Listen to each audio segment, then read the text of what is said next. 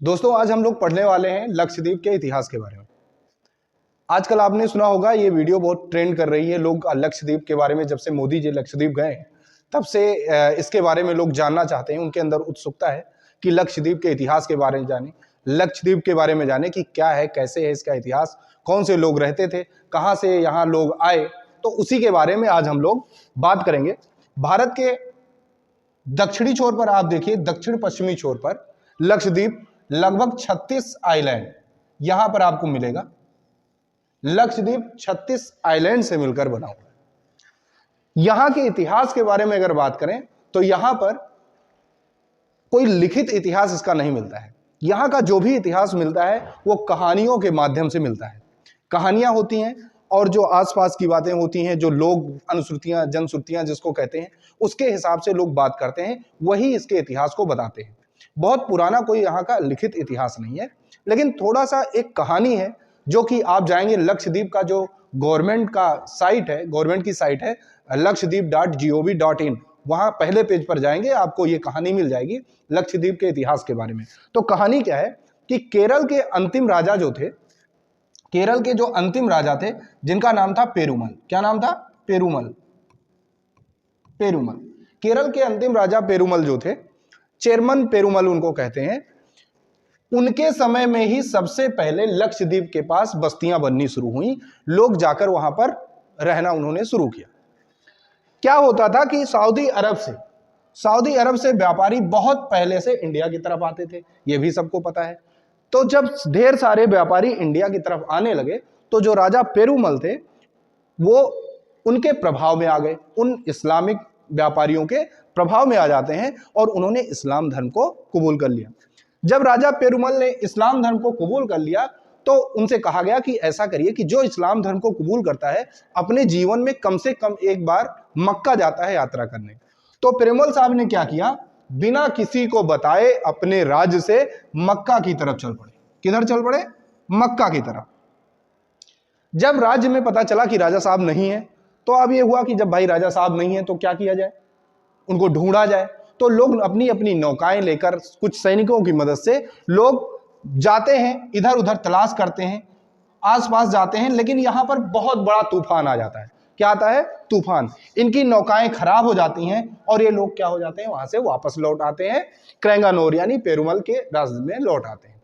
लेकिन वहां पर उन्होंने देखा क्या, वहां पर उनको बहुत ऐसी चीजें दिखाई पड़ी कि जैसे छोटे छोटे आइलैंड हैं, वहां लोग रह सकते हैं, बड़ा सुंदर मनोरम दृश्य है, ये सारी चीजें उनको दिखाई पड़ती हैं। ये सब देखने के बाद अपने राज्य में आते हैं, सबको बताते हैं कि ऐसा कर सकते हैं। बाद में कुछ सैनिक अभियान हुए, कुछ लोग और जाते हैं और उन्होंने और भी कई छोटे छोटे आइलैंड को वहां पर क्या कर लिया, सर्च किया। ठीक है भाई। अब ये कहानी, यहां का इतिहास ये खत्म होता है, एक दूसरी कहानी स्टार्ट होती है। वो कहानी शुरू होती है यहां पर सऊदी अरेबिया में, मक्का के पास। मक्का में एक व्यक्ति होते हैं जो इस्लाम धर्म को मानने वाले होते हैं, उनका नाम होता है उबैदुल्ला। क्या नाम होता है? उबैदुल्ला। उबैदुल्ला साहब एक बार पूजा कर रहे थे। पूजा क्या कर रहे होंगे? नमाज पढ़ रहे थे। और नमाज पढ़ते पढ़ते वहां पर उनको नींद लगी। नमाज पढ़ने के बाद वहीं पर वो लेटकर सो जाते हैं। उनके सपने में ऐसा माना जाता है, कहानियों के माध्यम से ऐसा माना जाता है, लोग बताते हैं कि जब उबैदुल्ला सो जाते हैं तो उनके सपने में हजरत मोहम्मद साहब आते हैं और उनसे कहते हैं, अरे तुम सो रहे हो, तुम ये क्या कर रहे हो, तुम्हारा काम ये नहीं है, तुम्हारा काम सोने के लिए तुम यहां नहीं आए उस धरती पर। फिर इन्होंने पूछा सर तब क्या करें? तो कहते हैं कि जाओ और पूरी दुनिया में इस्लाम का प्रचार करो। और इससे पहले इन्होंने पूछा कि फिर कैसे करें, कैसे करना चाहिए, कहां जाना चाहिए। इन्होंने कहा कि तुम यहां मक्का से जाओ और समुद्री किनारे पर एक छोटी सी जगह है, एक सिटी है जेद्दा। जेद्दा में अच्छी नाव मिलती है, जाओ जेद्दा और वहां से नाव लो और उस नाव को पकड़कर आप जाओ, पूरी दुनिया में क्या करो, इस्लाम का प्रचार करो। उबैदुल्ला भाई साहब यहां से निकलते हैं, नाव लेते हैं और यात्रा पर निकल पड़ते हैं। यात्रा पर निकलते हैं और यात्रा करते करते करते करते बहुत आगे बढ़ जाते हैं।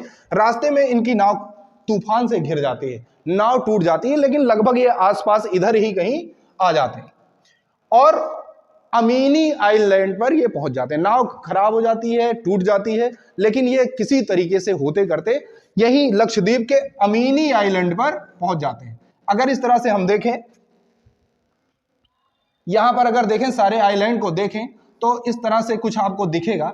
यहां पर है अमीनी आइलैंड, सबसे ऊपर यहां पर देखिएगा, यहां पर है अमीनी आइलैंड, ठीक है। यहां पर आपको अमीनी आइलैंड मिलता है। ये अमीनी आइलैंड पर पहुंच जाते हैं। वहां पर ये अपने धर्म का, इस्लाम धर्म के बारे में लोगों को बताते हैं, प्रोपेगेट करते हैं, लोग सुनते हैं इनकी बातों को। लेकिन आपको ये पता नहीं होगा या होगा भी, सबसे पहले वहां पर जो भी लोग थे वो हिंदू धर्म को मानने वाले थे।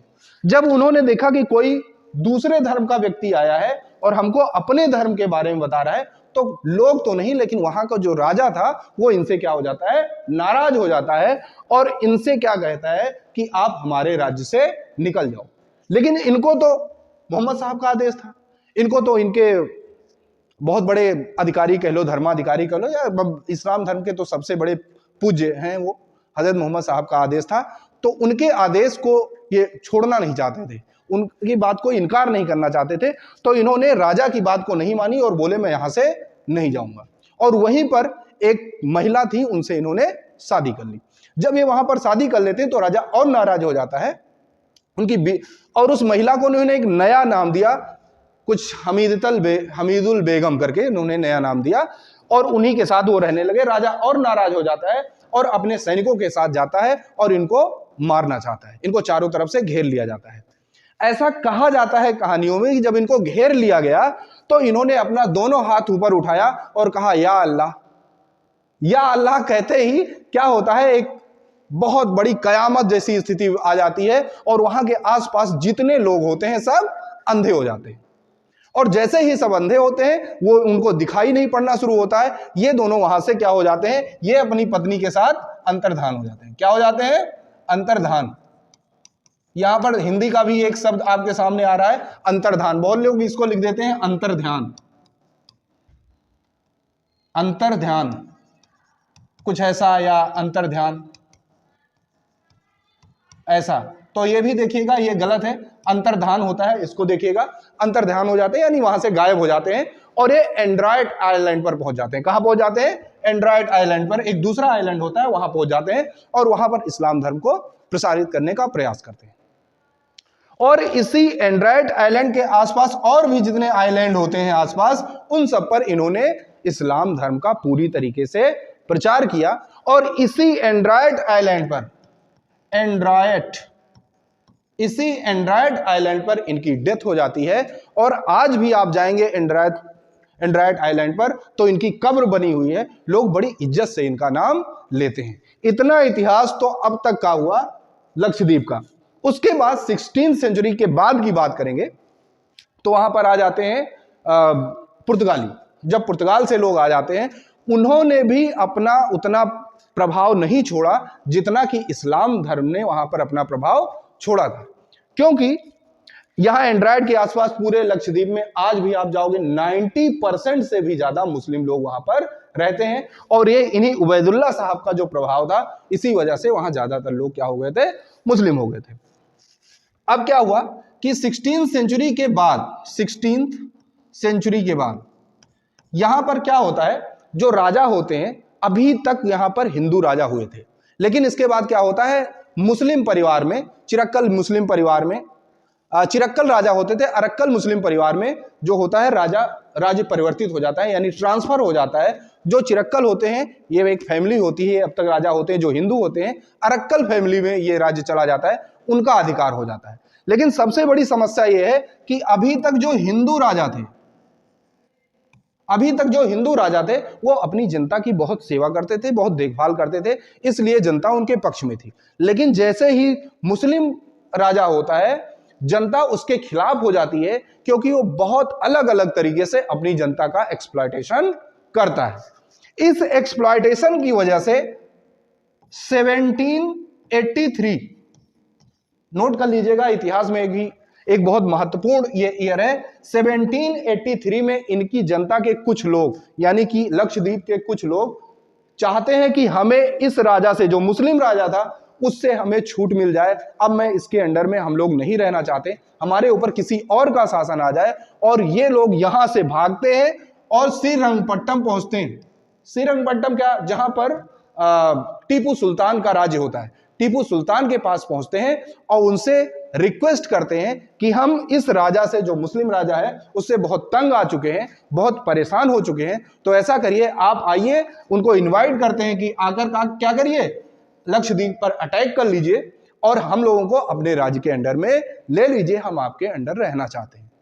तो दोस्तों ये रही अब तक की कहानी लक्षद्वीप की। 1783 तक की ये कहानी रही। फर्स्ट पार्ट में मैंने आपको ये इतिहास बताया। सेकेंड पार्ट में जो एग्जाम के हिसाब से इंपॉर्टेंट होगा, जो तथ्य होंगे, अगर इतना ये फेमस हुआ है, इस समय इतना इसके बारे में बातें की जा रही हैं, तो आने वाले एग्जाम्स में भी इससे कुछ क्वेश्चन पूछे जा सकते हैं। आईएएस में भी इससे क्वेश्चन पूछा जा सकता है, पीसीएस में भी पूछा जा सकता है, और दूसरे भी कॉम्पिटिटिव एग्जाम्स में करंट इश्यू को लेकर या करंट अफेयर्स में एक आध क्वेश्चन इससे पूछे जा सकते हैं। पार्ट 2 में, लक्षद्वीप के इतिहास के पार्ट 2 में हम लोग उन्हीं तथ्यों के बारे में, उसी कल्चर के बारे में बात करेंगे और देखेंगे लक्षद्वीप कितना सुंदर है, कितना बेहतर है।